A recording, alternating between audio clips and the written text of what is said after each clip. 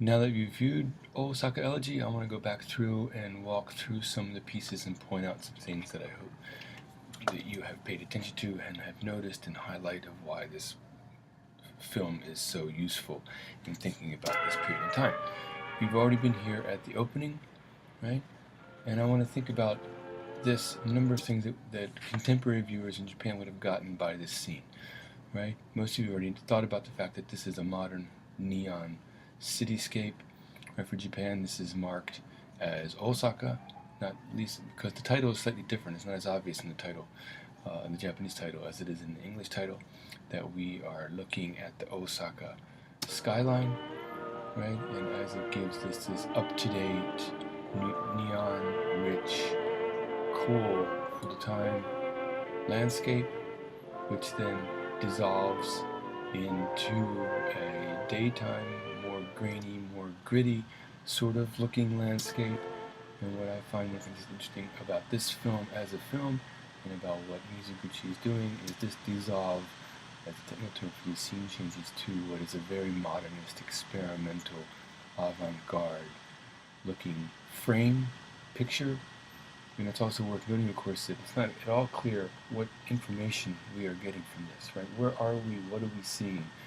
Because as it switches quite quickly, in fact, to an internal space of this house. Also modernist, of course, in ways that make Japanese film and Japanese frames and Japanese picturing so powerful to many artists in the 20s and 30s all around the world, in the sense of the straight lines that you have. We're in the interior of a basic, nothing surprising about the interior of this very large house of what we soon come to know is the house of a wealthy Osaka merchant. And we meet the maid. I'll speed it up a little bit and move forward because it's not long until we meet the proprietor of this house, right? Who's gruff with his servants. And we quickly realize just what sort of a nasty old man that he is, in any sense of the word. Very traditionally reaching out and praying to the gods or whatever is out there as he sits down to his breakfast. And now to jump ahead a little bit and we get the setup of the scene. First we meet the bosses, the men, right, who we know and soon we'll find out not only have the money but they have the power and have power over characters' lives. This is one of the answers to the gender question. Right, they talk for a bit about the woman who just walked out.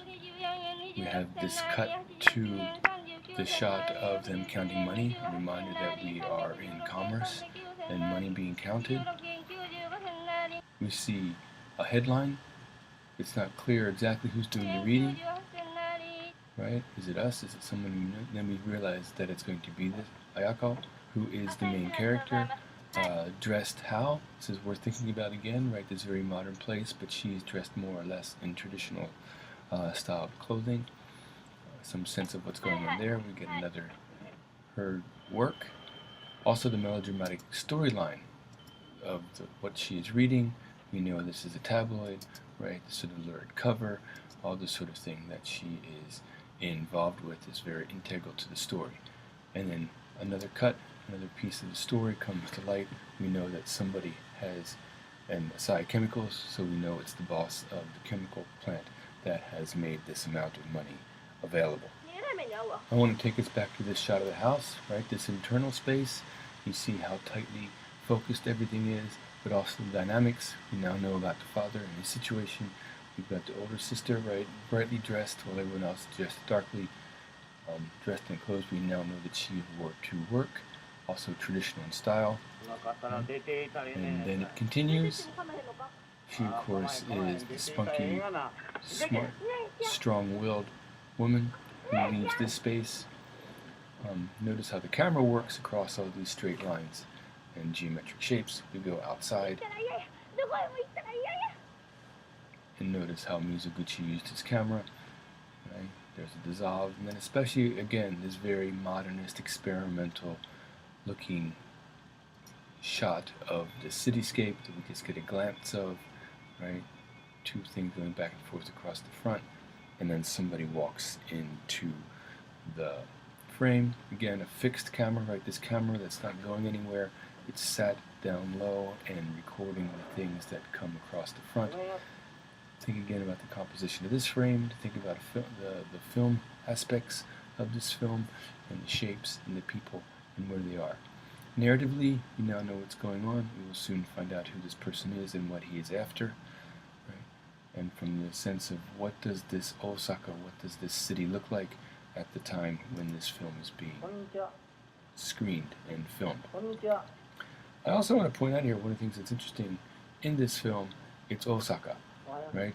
Japan is a very Tokyo-based society and has been. And so the fact that this is being shot in Osaka, that the folks, these people are speaking those very distinct Osaka dialects, Osaka style speech, in contrast to Tokyo, it sets it off as a very different, very specific, non-central, more peripheral sort of part of Japan. I want to now take us to another scene that's also very interesting for all of these images, right? Here she is in her new apartment. And it's worth looking at how this scene is set up, right? I've already mentioned the clothing that she wears that marks her as traditional. This side of the house, in this brand new apartment, is, of course, very traditional. The traditional style. Hibachi, the heating unit, the tea, she with her cigarette. But on the other half of the house, this very Western style, contemporary, chic, modern way of setting up and decorating the interior of the space, as if there is a clear line right down the middle. And where is she now? Right now she is on the traditional side of things.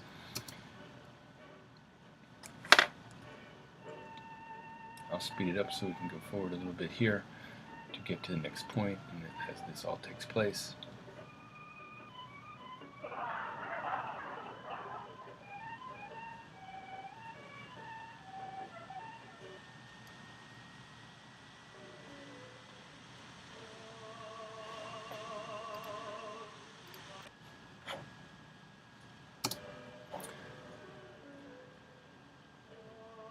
A cut to her, with her sitting down at the makeup table, and then a shot to the outside of that building, which also is looking very modern and very contemporary and very chic and very cool. We now come to this scene where we are in a department store, right? Again, they've now left the puppet theater. She's in a department store, another sign of a very modern space, right? Both a woman on her own, she's shopping things, she's shopping for makeup, right? All these sorts of markers of contemporary landscape that are here. We will go forward, right? As we move across, right? She meets him, he comes into the scene, right? The way the camera works here is interesting, the line down the middle, for example, and off they go.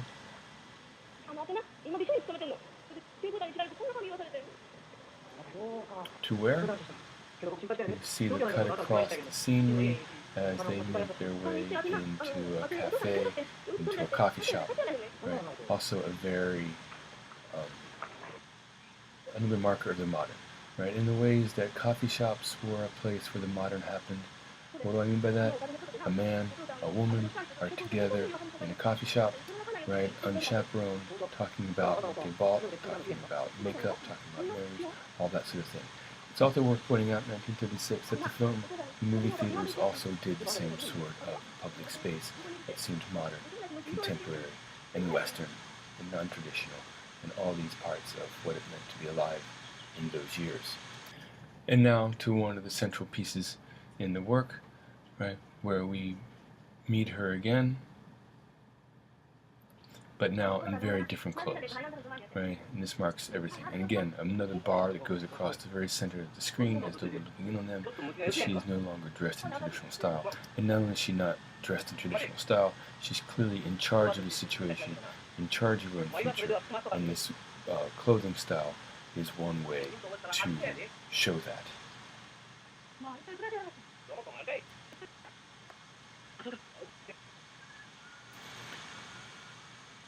And we cut again to a place where this happens one more time, where we get a sense of just how she's in charge of the domain and her clothing and the sort of style that she now is going to portray. So a few more scenes as we bring this to a close. There we see her standing on the street. If we didn't know the storyline here, we would think she was another fashionable woman, well dressed, outside of a fashionable building. Of course, we now know that the reality is very different from that. She's waiting for her father, and they're going to head home. Right? Now they've returned home. We see her in this pose, which we know, of course, is very problematic. And not very well acted, I should add, and this is often commented on some of the issues with this film. Be that as it may, for our purposes and for this storyline, the difference, the way she's now cut off from her family, the way that she's been essentially abandoned by her father, right, who acts as though he has nothing to do with this, and will tell the story about it's all her waywardness that's gotten them into this trouble, which of course is not at all true. She's now left her house. We have this shot of the landscape. We will move from there to the water, right? This is the way that it closes, looking ominous as she stares into the water. In Osaka, back with the skyline now at a different place. We have a different relationship with that skyline as people pass by her, seeing the light shining on her. A very noir sort of the film that with the hat of this sort of coat, things that she's throwing away.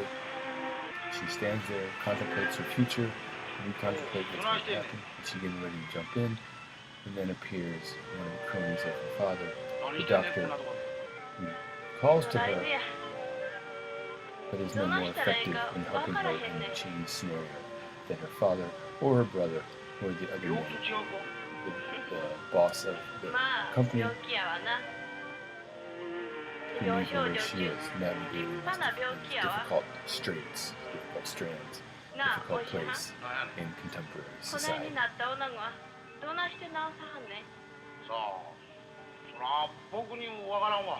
He knows as little as anybody else.